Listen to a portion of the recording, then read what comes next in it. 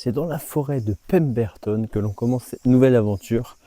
Donc on est donc au sud de l'état du Western Australia, au sud-est. On va longer la côte jusqu'à Albany. Là on commence donc l'aventure dans cette forêt. Depuis quelques kilomètres on traverse beaucoup de forêts et ça va être comme ça sur tout le long de la côte. On va arriver je pense d'ici peut-être 200-300 km du côté de la vallée des arbres géants. Je sais qu'il y a un parcours qui est balisé. Là on est dans la forêt de Gloucester je crois, à Pemberton. Donc il y a un accrobranche mais qui est fermé en ce moment pour cause de rénovation et en plus de la météo qui tout est détrempé là en ce moment. Et il y avait un gros arbre dans lequel on peut grimper avec une plateforme d'observation qui est située à 20 mètres du sol et du coup pas possible d'y aller, donc c'est pas grave. En tout cas la forêt est déjà super jolie. Les arbres, on a déjà un peu des arbres qui font une taille assez conséquente un peu autour de nous, puis on entend aussi beaucoup d'oiseaux.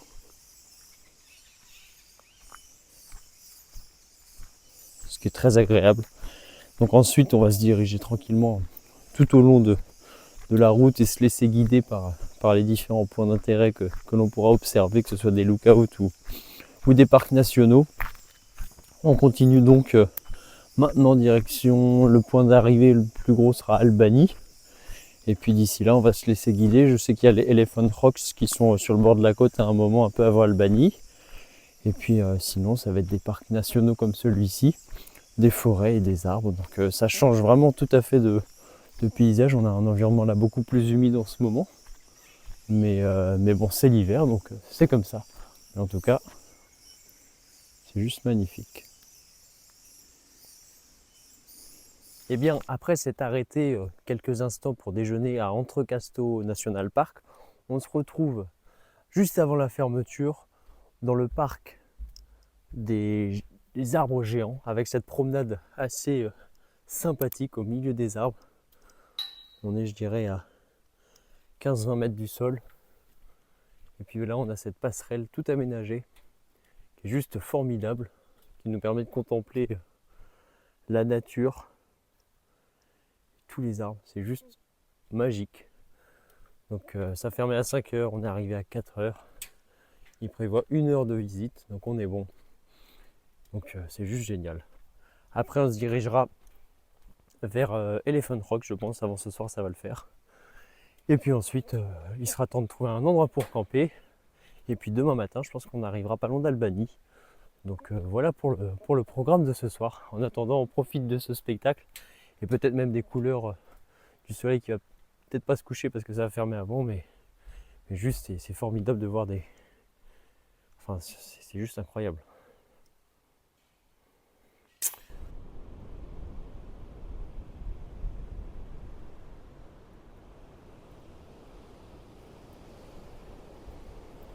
Et bien ce matin, on est à Thorndirrup National Park, donc juste au sud d'Albany. Il y a 2 points de vue qui sont vraiment hyper impressionnants. Il y a juste là-bas le Natural Bridge, donc il y a un pont rocheux formé naturellement qui est impressionnant avec les vagues qui s'engouffrent par le dessous. Et puis juste ici, on a The Gap qui est juste impressionnant. Le spectacle, il est hypnotisant. On a les vagues qui viennent ici parfois monter jusque super haut le long de la paroi et parfois qui viennent juste dans le fond et qui grimpent à des hauteurs. C'est impressionnant quand elles se cassent. Mais le spectacle d'ici est juste fou. Il y a cette plateforme sur laquelle on est qui est un petit peu au-dessus de l'eau qui nous permet vraiment de tout contempler. C'est de la folie. Là vraiment c'est magnifique. Donc voilà pour ce qu'il en est de ce matin. On va aller ensuite sur Albany faire une toute petite visite de la ville. Puis ensuite pour le programme on va faire un petit pic là-haut pour aller à Wave Rocks que je voulais voir qu'on n'a pas pu voir et qu'on a préféré longer la côte. Donc on va remonter un peu à Wave Rocks. Puis on descendra sur la côte faire 2-3 points d'intérêt qu'on avait vus. Puis ensuite ce sera de retour. On fait un petit zigzag mais ça le fait bien. En tout cas ce matin bon, il fait toujours aussi frais. Là, ce matin, on a eu 6 degrés au réveil, donc ça commence à être un peu froid. Mais là, avec le soleil, c'est quand même agréable. Et puis ces vagues qui se cassent, c'est juste magnifique. Donc voilà. Donc on se retrouve un peu plus tard dans la journée. Sûrement, peut-être à Wave Rocks aujourd'hui, c'est pas si loin que ça. Donc peut-être à Wave Rocks en fin de journée. Voilà. Et bien après la visite d'Albanie, une ville charmante et sympathique, on s'est dirigé du coup vers Poronguruk National Park avec un sentier fait de roches et sur lesquelles on peut grimper au sommet, qui est relativement impressionnante dans le sens où il y a une passerelle qui a été amenée tout là-haut et on peut marcher entre ces roches de granit qui se sont retrouvées tout là-haut. C'est vraiment quelque chose qui est sympa à faire. Il y a 2 km d'approche puis 2 km retour pour aller jusqu'au sommet. Et honnêtement, ça vaut vraiment le coup de le faire parce que l'endroit est top. On emprunte une échelle pour aller jusqu'au sommet et c'est relativement impressionnant comme endroit. Suite à ça, on s'est donc dirigé le soir vers Wave Rock pour y aller justement ce matin. Donc on est passé ce matin par Wave Rock, on est passé aussi avant par un petit endroit avec d'autres formations rocheuses du même type. Et puis on est arrivé justement à cette fameuse vague dans les rochers. Donc c'est une vague, je crois, d'une quinzaine de mètres de haut et sur 110 mètres de long. C'est pas aussi impressionnant que ça avait l'air sur les photos, mais c'est quand même sympa à faire. Et puis là, on est à Lake King. Et puis face à nous, on se retrouve face à une exposition de machines du bush australien et des fermes australiennes reculées. Et on se retrouve avec des tracteurs et des engins agricoles. De loin, je me suis dit, il y a des monster trucks. Mais en fait, pas du tout.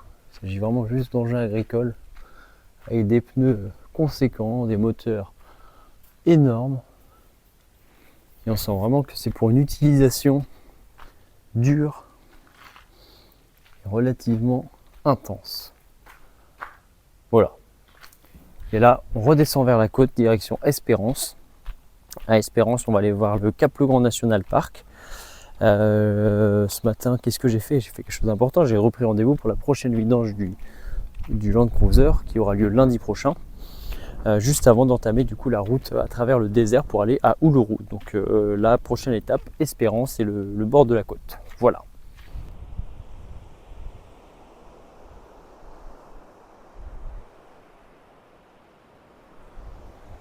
C'est donc ici au Cap-le-Grand National Park sur la plage de Lucky Bay. On va donc clôturer cette vidéo. On est passé ce matin par Espérance. C'est une ville sympathique, qui n'est pas non plus extraordinaire. Je dirais elle est moins jolie qu'Albanie. Albanie est plus charmante, mais après il y a tout cet archipel d'îles que l'on peut apercevoir depuis la côte d'Espérance qui est vraiment très très très jolie. Là on a ces îles qu'on aperçoit déjà un petit peu en face. Puis on a cette couleur d'eau qui est juste extraordinaire.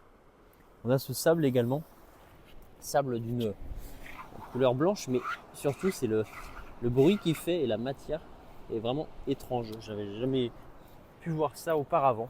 Donc voilà. En tout cas, c'était fort sympathique d'avoir fait toute la côte sud de l'Australie, du Western Australia. Pour le prochain épisode, on se dirige vers le centre de l'Australie avec Uluru et Alice Springs. Ça, ce sera donc dans le prochain épisode de la semaine prochaine. En attendant, je vous laisse avec des images de la journée au Cap-le-Grand National Park. Et sur ce, je vous dis à bientôt.